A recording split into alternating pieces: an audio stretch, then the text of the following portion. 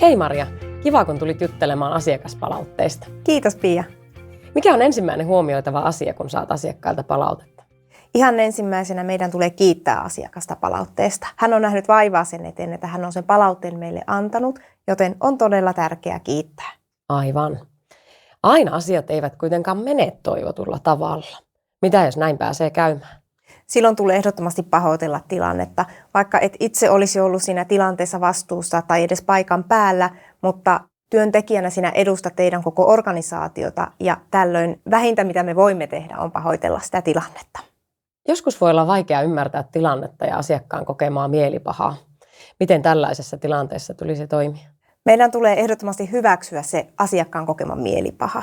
Asiakaskokemus on aina subjektiivinen kokemus ja kukaan muu ei tiedä sitä tilannetta yhtä hyvin kuin asiakas itse. Vaikka itse ajattelisit kuinka eri tavalla, niin se mitä sinä asiakaspalvelijan roolissa voit tehdä on hyväksyä se asiakkaan kokema mielipaha.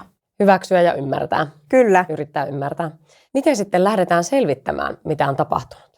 Kannattaa olla korvat höröllä ja kuunnella tarkasti, mitä asiakkaalla on sanottavana. Ja sitten lähdetään lisäkysymysten avulla selvittämään, mitä oikeasti on tapahtunut. Mitä on tapahtunut, missä on tapahtunut, milloin on tapahtunut.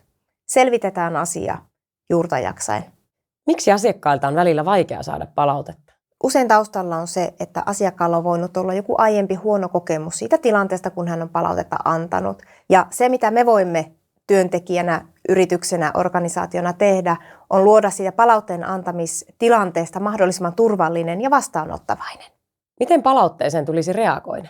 Asiakkaan palautteeseen kannattaa reagoida nopeaa ja henkilökohtaisesti. Vähintä mitä me voidaan tehdä on antaa se lupaus siitä, että asia etenee. Miten asiakasta voidaan kannustaa palautteen antamiseen? Kannattaa tehdä sitä palautteen antamisesta mahdollisimman vaivatonta. Eli me voidaan tarjota asiakkaalle monenlaisia vaihtoehtoja, kuinka sitä palautetta voidaan antaa. Annetaanko sitä sitten tiskillä?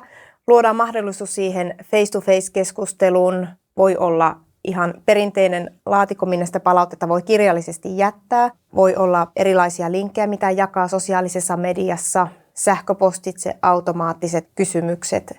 Tapoja on monia, mutta niitä kannattaa tarjota ja tehdä siitä asiakkaille mahdollisimman vaivatonta. Miten asiakaspalautetta kannattaa hyödyntää? Asiakaspalautetta kannattaa hyödyntää asiakaspalvelun parantamiseksi ja kaikkien niiden prosessien kehittämiseksi, jotka siellä taustalla jyllää.